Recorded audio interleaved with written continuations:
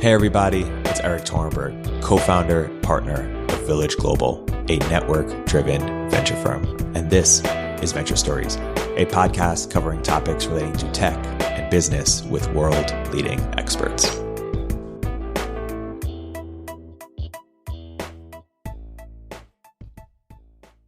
Hey everybody, and welcome to another episode of Venture Stories by Village Global. We're excited to have back Sean Linehan. This is Sean's third time on the podcast and in front of a live audience, the OnDeck Fellowship cohort. Sean, welcome back. Thanks for having me. So Sean, you're the co-founder and CEO of Placement. Why don't we talk about how you navigated the idea maze? You'd left Flexport, I think almost spent 8 months thinking about what you wanted to do next. We're thinking about different ideas. We're thinking about different co-founders. Of course, that's the phase that the OnDeck community is in. Why don't you walk us through your path and lessons learned that should apply to other people in that phase? Yeah, this was one of the more fun times that I've had professionally. So I spent just about 4 years at Flexport, did a crazy growth stint there. We went from 20 employees to about 1,000, $1 million in cumulative revenue to $500 million. I then let the company go do its next phase, the sort of big company thing. And when I left, I wasn't sure what specifically I was going to do next, but I knew that it was very likely to be startups or otherwise most likely founding something. So the first thing I did was just take a break. So I took a couple months off to recover from burnout. After that crazy growth trajectory, I was definitely burnt out. So that was step number one. During that period, what I did was I spent a lot of time reading. I spent a lot of time exercising. I spent a lot of time networking with interesting people. And that sort of laid the foundation for then ultimately deciding to go all in on trying to find the next opportunity. The thing that sort of really struck me was there was a blog post, I think it was by Sam Altman, called How to Be Successful. And one of the things that he talks about in that blog post was about the exorbitant benefit that comes from having patience in your career. So one of the things that he mentioned was he said, look, just because you're ready for your next thing doesn't mean that the next best thing is ready for you. And I'm paraphrasing, but that really struck me. And it struck me because, there are the realm of good opportunities where you're the right founder and the market is in the right place. There's no other competitors. That matching zone is really small. And so as a person who's about to dedicate, ideally, 5, 10, 15 years of your life to a new venture, you'd rather make sure that fit is just right so you don't miss and waste a bunch of your time.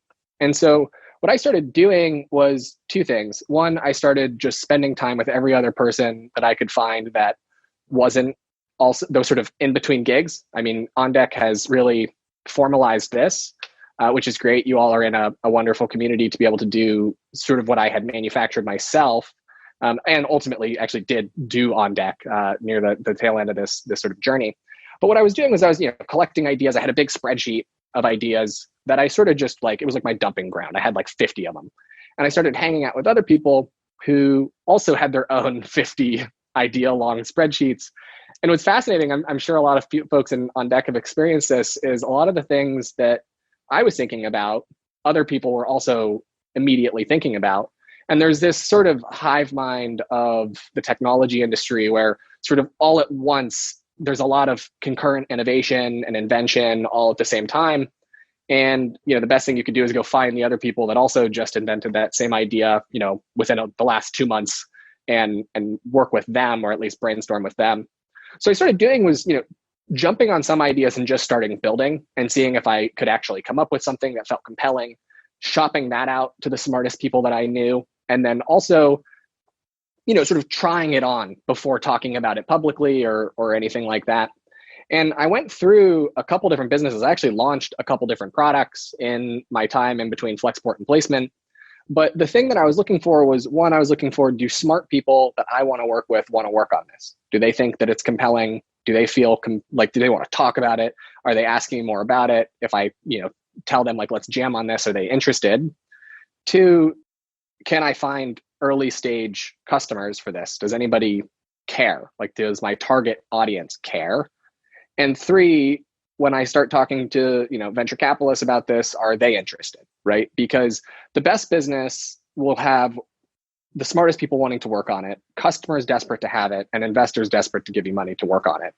And of the early things that I had experimented with, none of them had that. Like, one of them, for example, was a app that was a meta search engine across all of your cloud apps.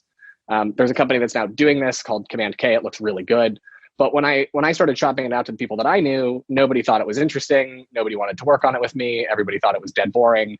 Everyone was like, yeah, that'd be useful, but like, no way am I interested in that. So it's just clearly, if I can't get my smartest friends to work on it, I'm not interested in working on it. Partially, the act of starting a company for me is, it's a selfish way to surround myself with the smartest people whom I like and whom I want to spend time with in an environment that we totally get to design and manufacture. And so if the smartest people that I want to work with don't want to work on the thing, it's not worth spending the time. So with placement, what actually happened was I wound up coming up with a sort of early draft of what is now the placement business. And I sort of started talking to a handful of people who I was co-founder dating. And, I sort of had like 3-4 people who I was sort of doing this with, where I was just sitting around, jamming on ideas with them, trying stuff out, working on little projects. And so I shopped this one out to a handful of people, one of whom was Katie Kent, who is my actual co-founder. And of the people that I talked to about it, she was the one that was like, oh my God, I know everything about this. Let me tell you how to make this idea 10x better. And we just started like jamming on it. And it was so infectious, her passion for the problem space and the expertise that she brought to the table, that, everybody else I was working with sort of like couldn't match that energy. And, it wasn't like formal. It's kind of like dating. Sometimes you go on a date and you just sort of, neither side cares. Let's go to one by one. On the idea side, how much of it was bottoms up versus tops down? And for any idea, I guess what gave you the confidence to pursue it versus put one down? Was it customer feedback? Was it, you mentioned recruiting, but how do you really know when to pursue? Because sometimes it's sort of blurry. Yeah, well, on the top down versus bottom up thing, the sort of brief way that I would define those things is top down is I'm looking at an industry, I'm sort of doing the MBA thing. I, see the world in a particular state and for whatever reason believe that it should be in another state, independent of any particular consumer or customer saying a thing. Bottoms up's the opposite way. Somebody, normal people or businesses that are my target audience just tell me they want a thing, and I say, oh wow, somebody must want that thing. And maybe I sort of broaden it based on my own knowledge. It's hard to say. I tend to ideate based on just my own problems. I think that works really well. I also tend to ideate based on what problems I see in the world. But the sort of one of the I'd say almost even like problems that I have is that I start with this tiny little problem, this little thing that's just gnawing at me, or a little question, and I just sort of start to dig at it and dig at it and dig at it and dig at it. And in a very short period of time, I all of a sudden have this, very broad scope idea of how I think like the next 10 years of this industry is going to be, because I just thought about it for however long. And so it sort of starts with like a little kernel of the bottoms up thing. And then I just keep asking the question, like, what must be true? What must be true? What must be true? And if all that's true, how has the world changed?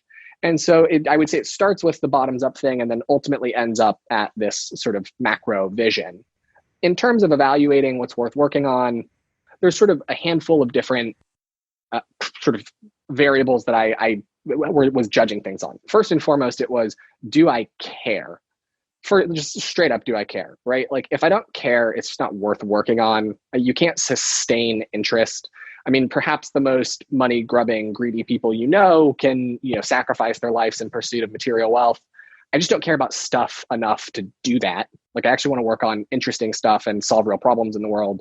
And so, I come up with lots of stupid ideas, lots of ideas that like aren't, meaningful or aren't aligned with my principles or whatever, that just get sort of chucked out at the first pass. Second is, it's like really this question of, is there a critical path to this thing existing, right? I've talked to a lot of entrepreneurs who have this incredible vision for a business that can work at scale and have no idea on what the first step is. And it's not enough to have a grand idea of what something at scale can look like. You actually have to get there. And unless you are the most reputable people in the Valley, in which case, like, you aren't sitting in, like, it's just like you have very different problems. You don't need my advice. Like, you actually have to have a critical path where you can start with something small and have it eventually become very big. You don't get to start at the end. You have to start at the beginning and trace the path to the end. And so, that's sort of the thing. The two first things is like, am I interested? Can I see a viable path for this thing to come into existence? At this point, I might just start like screwing around and like mocking something out, and maybe doing a little bit of coding, playing with it, talking to people, shopping it around with smart people, and then start to talk to potential customers. Right, once you have something that is worth talking about, and this can be sort of hard. One of the things, if you're not already embedded in an industry or embedded with a customer base, you sort of have to get in the game to figure out how to even like get in a lot of conversations with people in a serious way. That sort of early stage MVP, just ship it research can like kind of work, but it's hard. It's not super high signal. Like, the best thing you can do is just ship. And so if you can find a way to ship something super small, super fast, that is indeed on the critical path, then, that helps. And then, the next thing has become recruiting. Can I find people that care? And the other things I already said. What was the thread you kept on pulling with placement in terms of like, what this future has to be, or what has to be true, et cetera? Well, the thread started with a conversation that you actually introduced me to with a guy named Patri Friedman. I don't know him, but I had coffee with him, and he was telling me about this sovereign cities initiative that he was working on. He has a new fund called Pronomos Capital that sort of invests in creating charter cities. That got my mind thinking while I was sitting there. I was thinking, how are you going to get people to move to these charter cities? Like, perhaps you can use an ISA to finance their relocation and get them, basically de-risk the move for them. In that world, I was thinking, if you were going to do that for a charter city, do you need to do that for a charter city? Like, maybe you do it just in America. Like, America has broad disparities in terms of economic situations across its very vast geography. And so perhaps there are, financially risk-free moves that people could make. And so then I started thinking about it, and I was like, okay, so, what if I moved somebody from, rural America to, a better booming labor market, and just sort of helped finance that relocation? But then you think, well, like, it's quite risky. What if they move and they can't get the job? You start thinking, well, what if we actually just help them get the job? And you keep pulling, and you're like, well, what does it mean to help people get the job? What's that bundle of services look like? And, we started like speccing that out. At which point you realize, like, wow, like, actually, if we just built just that part, that alone is super valuable. Combined with the geographic location aspect of it is even more valuable. And then you start thinking, well, what if people just had a talent agent, period? Like, why aren't we being represented, right? And you start to ask that question, and you start to realize, well, look, like, a lot of people in the economy used to be represented by unions, and they just aren't anymore. Well, why aren't they represented by unions? Well, it's because the fundamental shape of the US labor market changed. We went from an industrial economy, which was, pretty heavily, you have like a very small number of large employers going to battle with a very small number of unions and just sort of duking it out. But in the knowledge economy, work gets done in the city. That sort of monopolistic duking it out stops being relevant. But what you realize also is that, okay, so the business model of the labor unions, by and large, doesn't make sense anymore. The sort of monopolistic negotiation is irrelevant. But the labor unions used to bring a lot more value than just negotiations. And there's no institution that stepped up to fill that value or to fill that gap. And so now, we then started thinking, well, how can we become that institution, right? That fills the gap, that helps people navigate between career choices, that helps people figure out what their skills are worth, that helps people negotiate, though in a very different structure than the unions used to. And that's sort of how we wound up with the big idea, as opposed to the small idea, which was I was going to use my personal capital to relocate some people. Totally. Now let's walk through the co-founders a little bit deeper. So you said you had this process where you sort of shopped it around, to different co-founders. Maybe walk through more what that looks like, or what you might recommend to others And then in terms of the sort of dating process, but then also in terms of the what are you looking for process. And of course, Kate had enthusiasm, but what else is important in terms of great co-founding teams? Yeah. Well, so the enthusiasm is one thing. The get things done nature of a person is another thing, which is when you put this idea in front of them, how fast do they just start doing things as opposed to just wanting to talk about it? And, I spent a lot of time, I had sort of the privilege of having, done the trajectory that I had done prior to placement at Flexport. I got to go spend time just hanging out with a bunch of smart people around the Valley. And there's a lot of people who are doing other things. So they're busy, but they're happy to talk about stuff. That makes sense. There's also a lot of people who aren't busy, but don't want to do anything because they're already very successful and don't need to. They're happy to talk about stuff.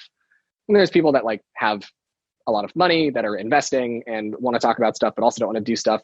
So you can spend a lot of time talking to people who have no intention of taking any action. That, you got to rule those people out. Or you can still talk to them, but they're not going to be co-founders. Other thing I was looking for was, what does somebody bring to the table that I don't bring to the table, right? Or that they bring to the table and I bring something different than them. You don't want to be the same, because it's just not a good use of the equity, frankly, right? If you have two people with completely overlapping skills, that's just not a good setup, right? I mean, you're going to have to hire every single other function eventually. You'd rather have to do that, later, as opposed to from the jump. So yeah, having different skills. Also, you'd rather, when there's 10 problems to be solved, you'd rather naturally, you jump on 5 and your co-founder jumps on the other 5, as opposed to you both jumping on the same 5 and the other 5 just going completely to the wayside. Other things, depending on the business, just straight up direct expertise. So Katie previously was the director of outcomes at Galvanize, which is a large ed tech player. She literally ran a job placement program. She's literally done this before. And so we accelerated our learning by years because she didn't have to learn, which then meant I didn't have to learn. She just got to do the work and teach me along the way. So yeah, I mean, just to sort of summarize, you want somebody that's ready right now to go and get things done. You want somebody who has a different set of skills than you, and also you want somebody who has domain expertise that you don't necessarily have. If I had to throw in a bonus, very important bonus, sort of table stakes bonus, goes without saying, you gotta like the person. If you don't like and respect your co-founder, this is just a very, very bad setup. It's just not gonna work. Yeah. And how did you sort of think about culture? It's one thing sort of personally, but just align on values or ways to work together. Are you a believer in personality tests or anything else in terms of assessing that pretty quickly? Yeah, I do believe in personality tests. I think that's a super weird way to start a relationship for me. But if you're the type of person who really likes personality tests and you think that psychometrics are super important and quantifying everything is critical, then there's signal in finding a co-founder who is aligned on that as a methodology. Personally, I didn't do that. With Katie, it was easy because we already worked together. She was on the product team at Flexport, so I already understood deeply what she was all about. So that helped. But, I think you can spend just time working on something with somebody and understand what they're like pretty quickly. I think, yeah, humans are really good at this. It's just understanding people, whether or not you have this sort of emotional acuity to identify the specific way that you're feeling and act upon that, and not let your sort of desire to move forward on the business stand in the way of you making good decisions about somebody. Leaving that aside, people actually are pretty good at judging people. I have seen in the hiring process over and over and over again, people have the red flags before they hire the person who ultimately doesn't work out. But they were in a rush, or they thought maybe they got a bad read or something. But I sort of am in the you could pretty good judge people pretty quickly. Totally. And how did you think about first hires, or talk about sort of your lessons learned on super early stage hiring. Yeah, the early people that you hire are your company, right? When you, as a founder, you can believe that you get to set the culture, but you do in some respect, but you don't by just getting to sort of say what it is.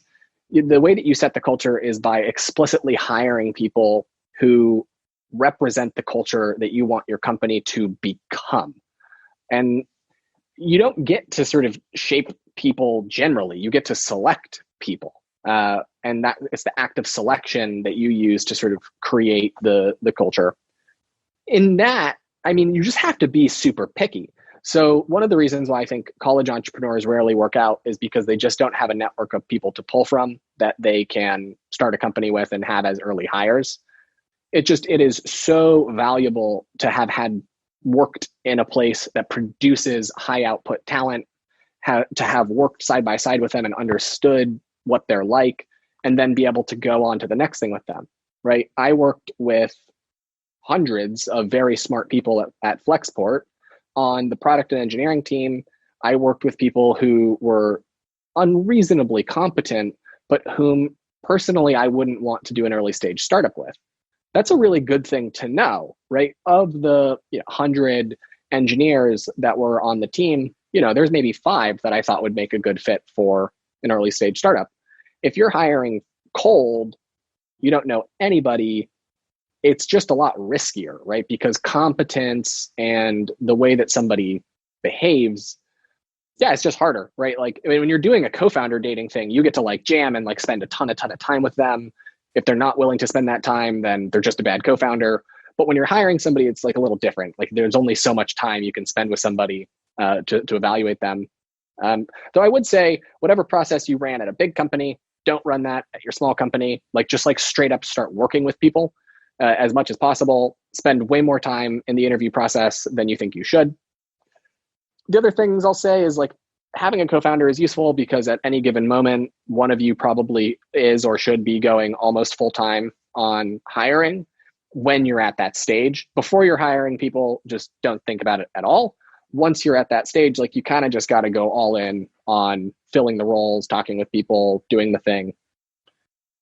We talked to a lot of incredible people, right? Really talented people whom in a different context, we thought, wow, like this person could very much succeed in this role, but we're just not sure that we want them to shape the culture at the level that they're going to, right? So for me, I was looking for people who were very entrepreneurial, that when a problem was put in front of them, they're going to jump on it and they were going to solve it. And I wasn't going to have to like manage them because I don't have time to be a strict manager, right? The time for that will come where you have people in your company who need to be managed. Ideally, it's not when your company is only 3 or 4 people, right? If you're 4 people and one of the people on that team is spending a bunch of time managing 1 or 2 of the other people on that team, that's just, you probably should just get rid of the people, right? Like just have your best people there, not managing anybody. Yeah, the other thing I'd say is that, when you're hiring in the early stages, like the cost of somebody being bad is super high. Like they just totally kill your company. When you're later stage, the cost of somebody being bad is pretty low.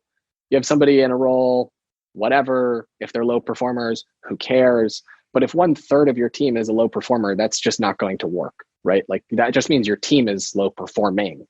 So yeah, I'd just be extremely picky. You probably, whatever urgency you're feeling around hiring, it's not worth sacrificing for even a B+ player in their early days. And that number, that like, grading regimen, whatever, it's totally like finger to the air, fuzzy. But for the role that you're hiring, you want to hire somebody who's the best in the world at that role. I will continue my rant for just one last point, which is just because somebody says you need to hire the best person in the world for the role doesn't mean that you need to hire the best person in the world in their discipline. So if you need to hire, for example, the best React, if you're building a React app and you want to hire the best React engineer in the world, that doesn't mean you want to hire the guy that works or gal that works on the React kernel, right? Because that person probably isn't solving problems that you have. You want to find somebody who's the best in the world at the sort of domain that you actually care about.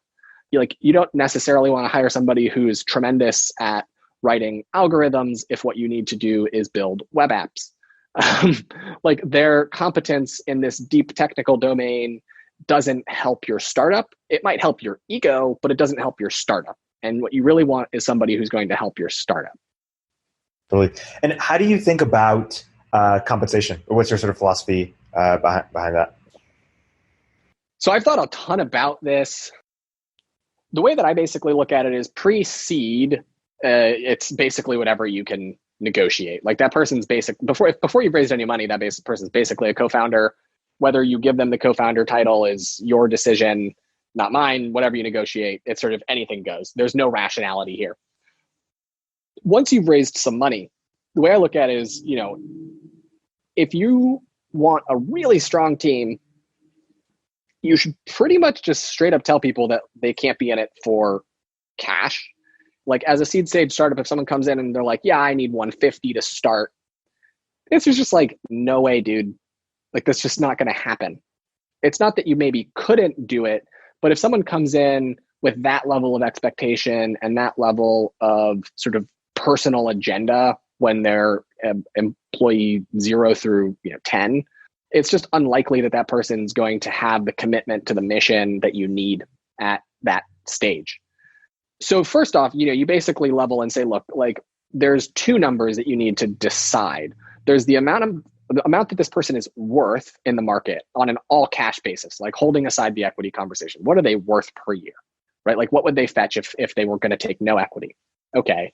And then there's the number that they're willing to take on cash, whatever they need to survive or to be comfortable was actually the way that I would look at it is you don't want your employees to be desperate for money. You don't want them thinking about money. You also don't want them to feel flush because that means that you're burning way more cash than you probably should as a super early stage risky venture.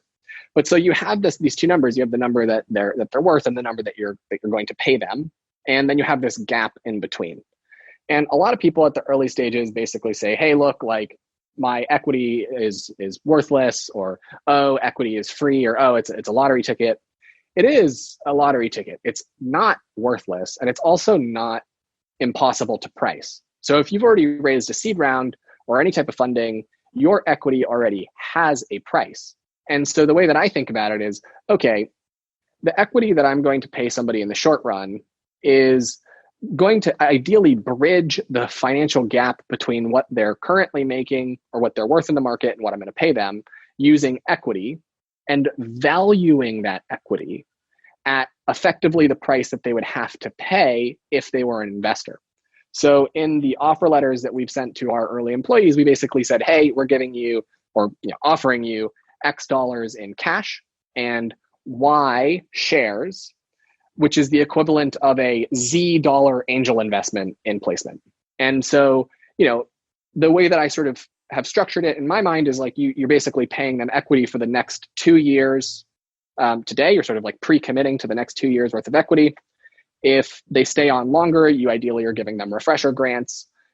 And yeah, so it's like, the person, you're not trying to pull an over on somebody. You're trying to figure out what's their fair value, what's the fair value of your shares. And if this person wants to be, at what level does this person want to be a sort of investor with their time? And you can just directly map their time investment into a dollar figure and start there. It's like it's the only rational way that I could come up with how to do this. The benefit of this strategy, by the way, is that means you can slide up and down on the cash scale. So you can, with rational trade-offs that actually make mathematical sense behind them. So one thing that early stage startups will do is they'll say, oh, we'll give you 80K cash, 90K cash, 100K cash. And we're going to give you a different level of equity at each of those levels. Well, how do you choose what level of equity to give? You actually need some reasonable, rational basis for doing that. So anyways, I built a super complex spreadsheet to do this for me that like models my cap table and like generates offers for me. So this way I just don't have to think about it. It just is what it is. Maybe I'll open source that at some point. Totally. And we were talking about earlier on hiring how you don't really have time to manage because you're not like super post product market fit. You just started the company a year ago. Today's year anniversary. Congratulations. Woo! Yeah, placement's a year old today. Amazing. And so there's sort of this like pre-product market fit, post-product market fit, in terms of like, when to scale the team, et cetera, from hiring and putting more money into the company. How do you think about really identifying product market fit, false sort of negatives for thinking you have it when you actually don't, or vice versa? If you do have it, you will probably know. But I talk about how you think about product market fit. Yeah, it's definitely an evolving measure, right? And there's also a sort of couple different layers to it. So you can have product market fit in that people want what you're offering.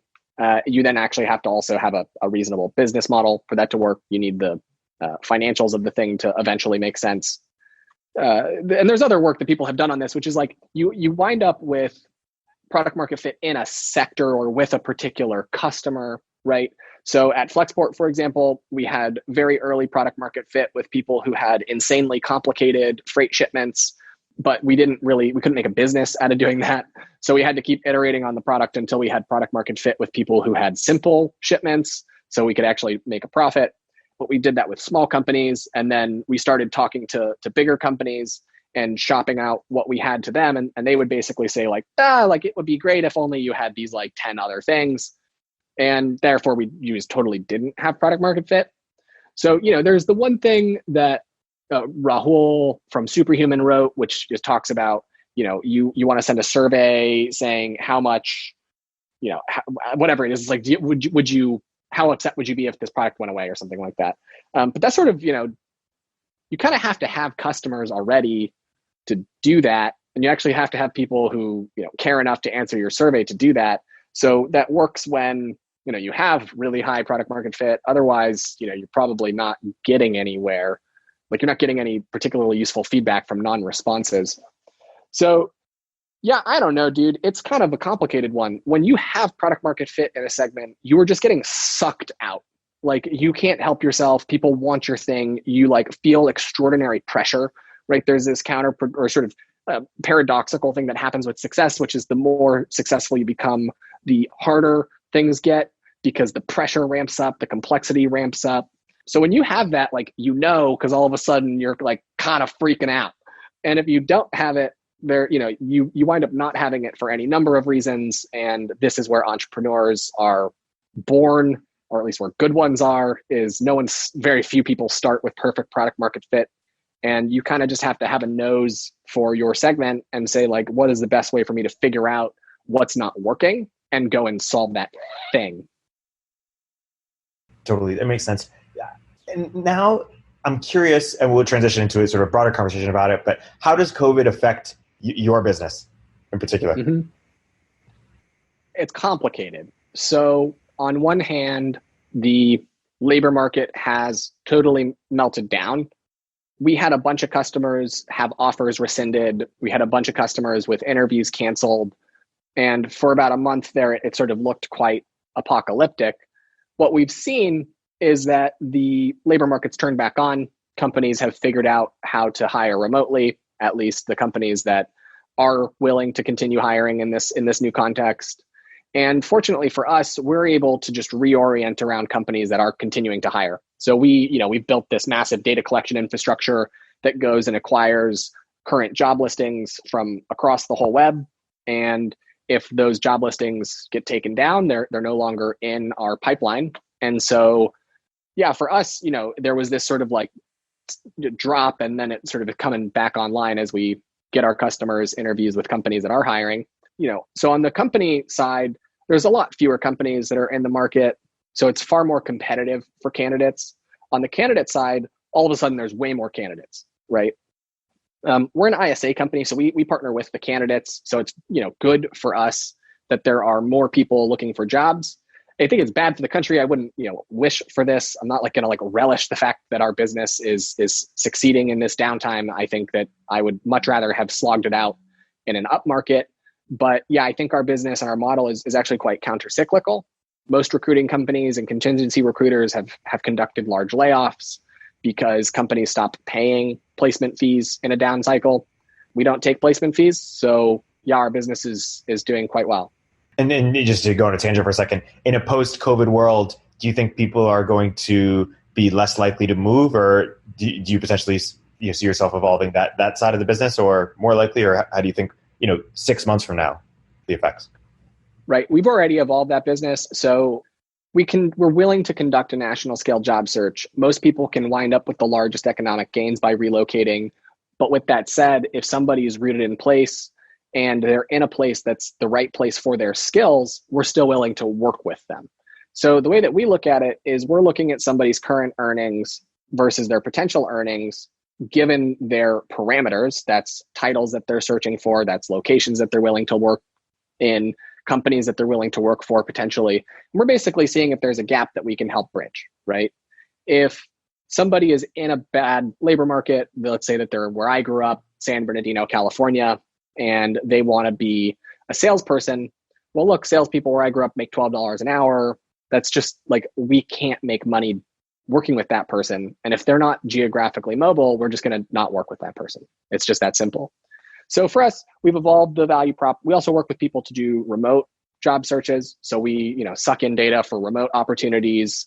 Remote first companies tend to like us, where our candidates are quite good at video calls because they're already potentially doing geographically remote job searches.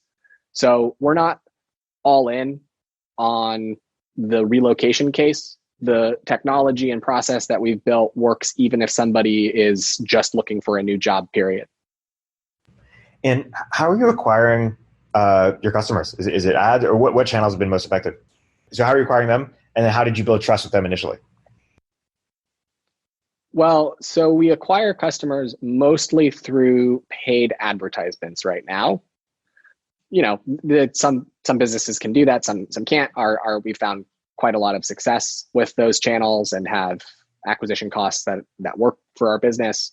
We also then have a whole nother loop of referrals. So people who successfully get placed are very likely to refer somebody that they know, particularly from their workplace. If the place that they currently work is toxic or otherwise, falling apart, maybe they just got acquired, or maybe they just did big layoffs, whatever the context is, there's a good referral component there. The way that we built trust is sort of through our personal brands. So Katie, my co-founder, is extremely credible in terms of her ability to get people hired due to her background. I've obviously spent the last 10 years working very hard to make my resume look good. I look credible to people who would like to get a new job. I look like a person who knows what I'm talking about. We then also had an early press piece in TechCrunch, which was super useful for building credibility. We look real. We've raised money from legitimate institutions. We're associated with angel investors who also lend lots of credibility to us. That was not an accident. That was intentional. We sort of did the party round of angels to sort of try to say, hey, look, we know we're this new thing, but we're backed by some of the brightest minds in technology. That's not it's not a thing that everybody can do, but also that's one of the fact that me and Katie could do that was one of the things that made us just right to start this business. Totally. Now let's talk about sort of navigating the idea maze in the time that we're in right now. I'm curious, 1 year in, if there's anything you would have done differently, having started it now, based on what you learned, but also just based on the environment that we're in, and any sort of frameworks or words of wisdom to people in the OnDeck Fellowship who are now navigating the idea maze in this very uncertain time. The fortunate thing about chaos is a lot of opportunity is created in chaos. And if your criteria for success is not 10 or 100 billion, but just that you have a thing that's working, then you're going to thrive in a time like now. There is no line of sight for the next $10 billion company extrapolating from today, because it's extremely hard to know what's going to happen, right? There's a lot of remote work stuff that looks kind of like it's going to work, but maybe there's a totally negative reaction after this, right? Predicting the future from today is just insanely hard. And so you basically need to not predict the future. You just need to execute in the present and keep an eye for where things are going and be honest with yourself and not try to sort of believe your own hype about what your business is going to be, right? Sell the hype, do what you got to do. But so much of business success is being willing to just say the things that everybody can obviously see and nobody wants to say, right? It's just like looking at a problem square in the face and saying, that's a problem, and not trying to act like it's not. Most people, when they face problems, they hurt so bad that they just go totally numb to them, or they've happened so many times that they just can't even see them. Great entrepreneurs see problems and like feel them, get pissed off, and solve them, right? And right now there's a ton of problems. Which problem you choose to work on, yeah, I feel honestly it's like a little bit of luck. It's like, which of these problems, like you're going to go work on a problem. There's 10,000 new ones. You're going to choose one. It's anybody's guess as to whether or not the one that you choose is going to wind up being sustainable in the long term or not.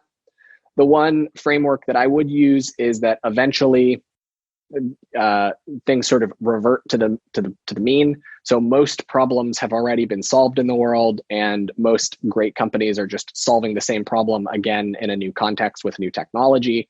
And so things that are like fundamentally new social constructs basically just don't work almost ever. Like they just very rarely work. Even when they work, they tend to just work in small little niches. And when you expand to all of society, you just sort of revert to whatever currently works, just using some new tool. So yeah, I mean, the less clever you are, often the more successful you can be. So I just keep that in mind. Like think about like Groupon. Like Groupon was created in a downtime or a downturn. Why did that work? Well, there was just a bunch of surplus capacity in the services market at the time Groupon was founded. So it was a very timely business. And they believed their own hype that they were like the next way that services were going to get sold. But that was just crazy. That was never going to happen because eventually the market would recover and capacity would go back to normal, which is exactly what happened. And they wound up building an okay business, but they sort of did this like jump the shark thing because they tried to think that this like exceptional time was going to be permanent. And it just never was going to be permanent, right? Because like that's not how the market works. So I mean, the only thing that you can be certain about in the long term is that like eventually there's a reversion to the mean. Whether or not you're going to be in a dominant position when you revert to the mean is mostly going to be a function of like, did you get lucky in choosing what you're working on? And two, were you adapting in real time as the sort of market shifts, which is it's guaranteed to do.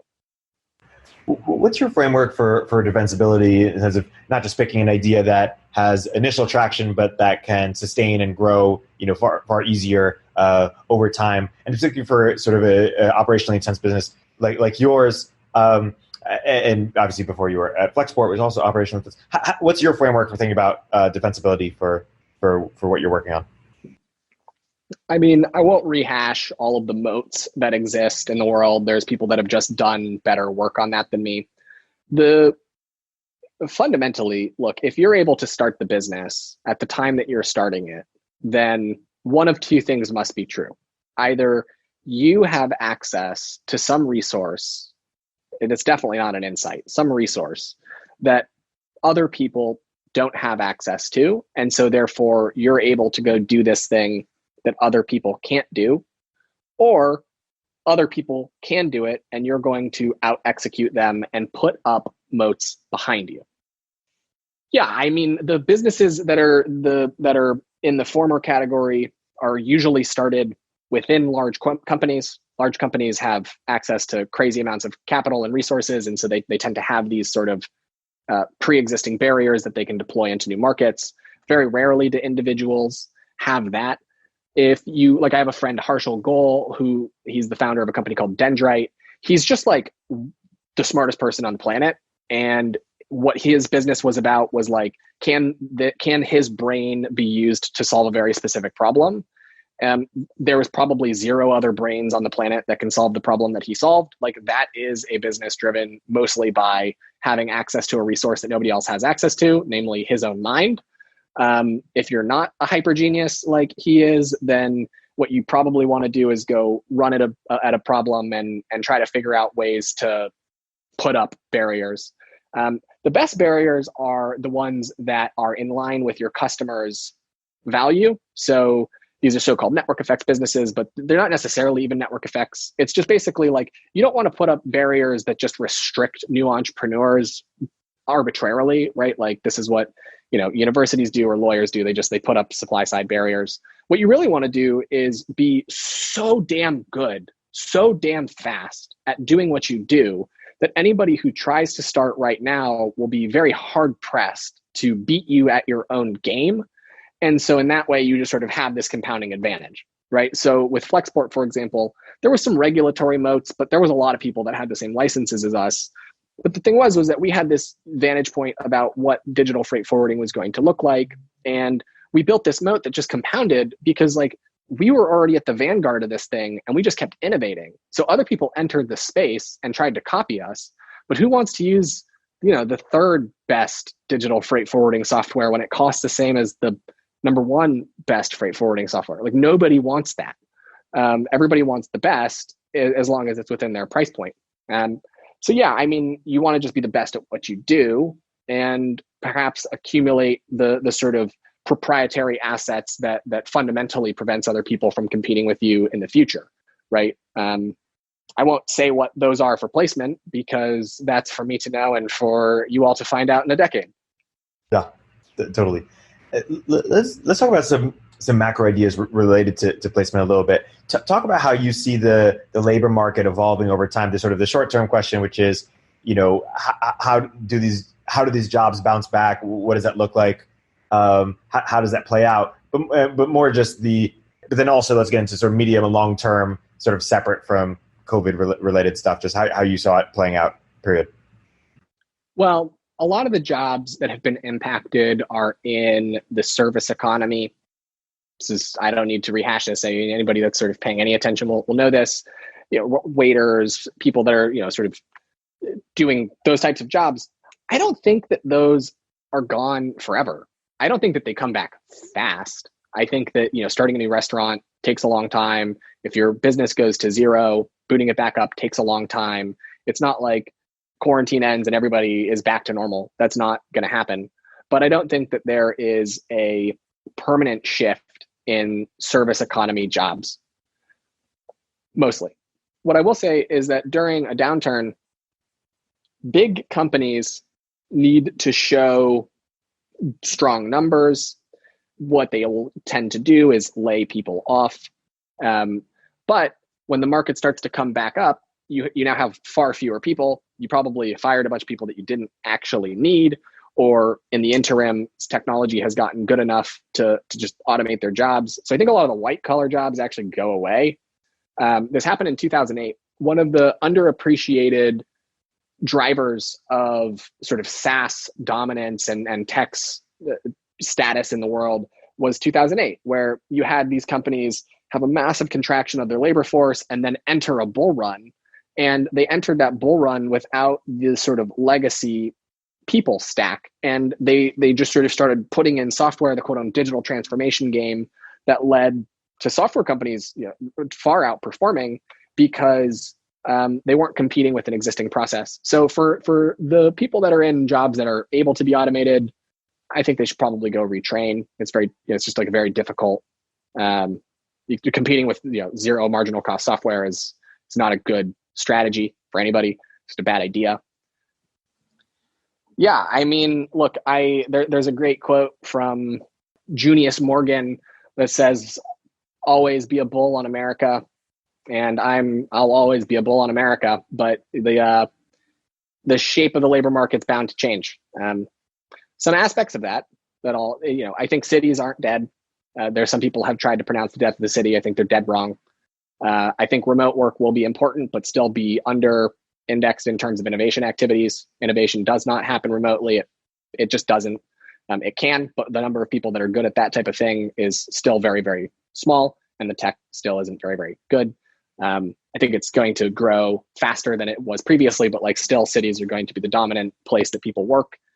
The returns to knowledge continue to grow. Being low skilled continues to, produce stagnation. The economic opportunities for low skilled people are very, very small already, and they are not growing. So yeah, I mean, there's some hope and there's some, also some negative outlooks there. And so you think the future of remote is sort of overstated in terms of how Silicon Valley is sort of valuing it right now. Is that correct? And if so, why? I think both over and understating it. I think that the number of people for whom will be able to work remotely will grow. I just don't think it's likely to be the people that Silicon Valley thinks it is, right? It's not the innovators, it's the call center operators. And it's not going to look super nice, right? Like the jobs that you can easily just sort of not care about where they're at are sort of jobs that you can do crazy types of remote surveillance on. And, you don't care. Like the reason why you have all these people in an office in the first place is so that the boss can be a boss.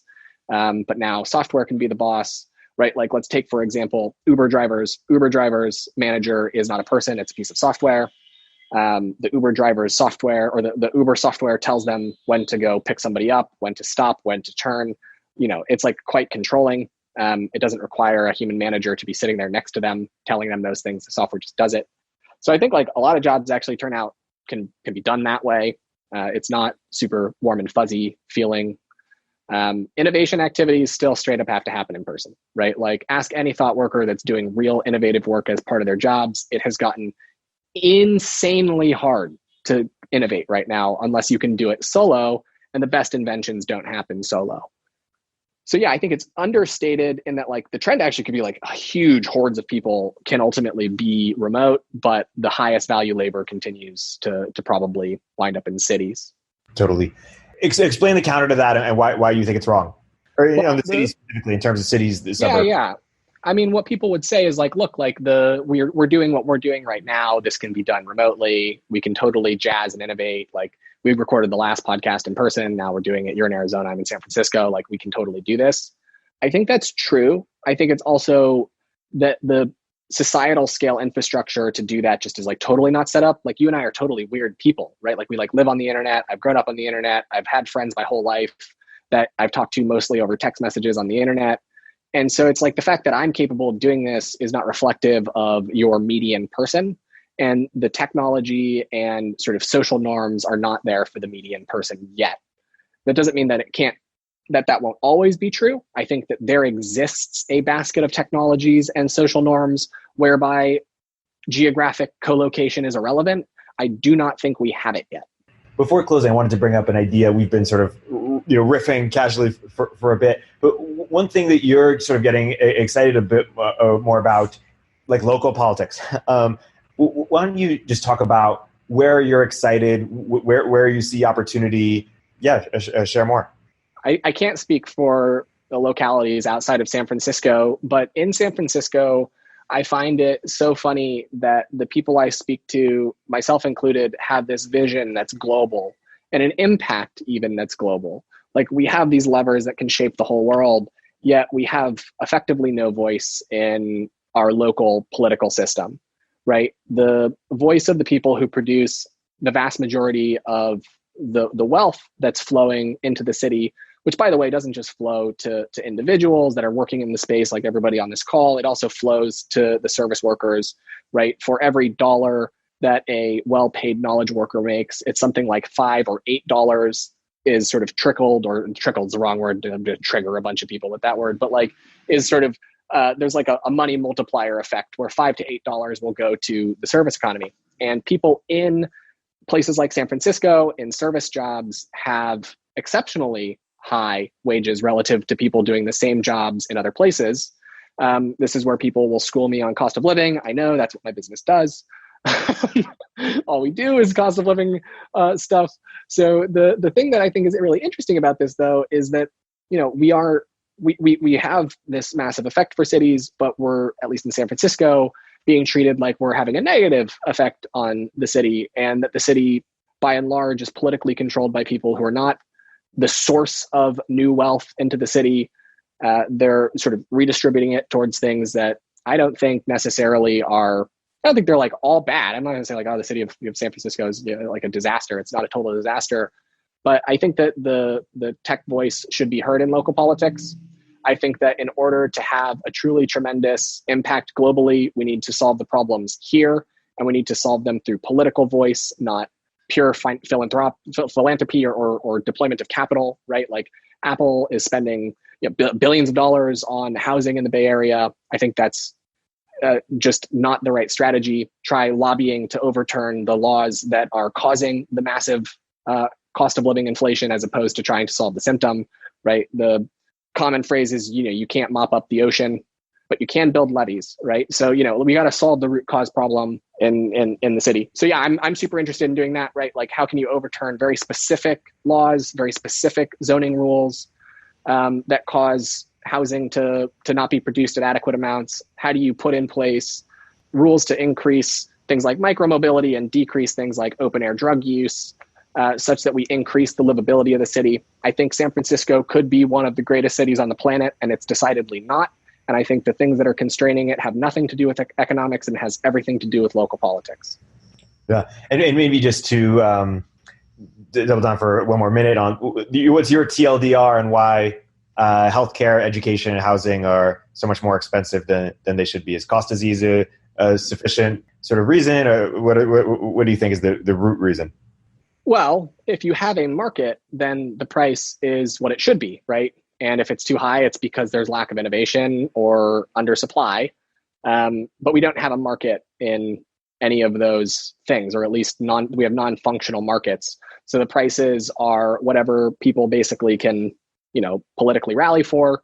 And that politically rallying doesn't necessarily mean going through the actual government, but like in the case of healthcare, there's this like crazy nest of both the sort of oligopolistic insurance business, plus the oligopolistic hospital business, plus the government, all in this like weird intertwined nest, such that the number of degrees of separation between the person that is actually attempting to buy healthcare and the people that are paying for it are such that there is no market there. And so, of course, the prices are totally insane.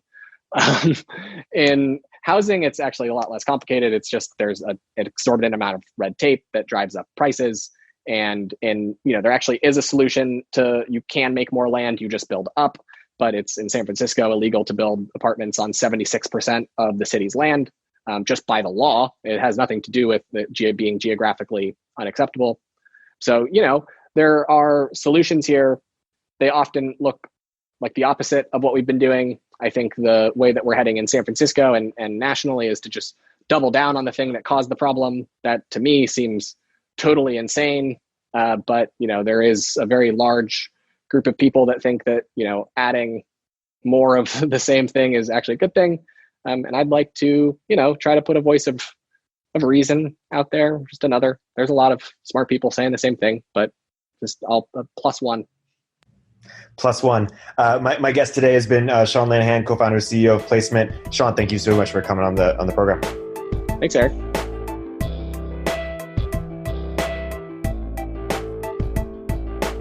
If you're an early stage entrepreneur, we'd love to hear from you. Check us out at villageglobal.vc.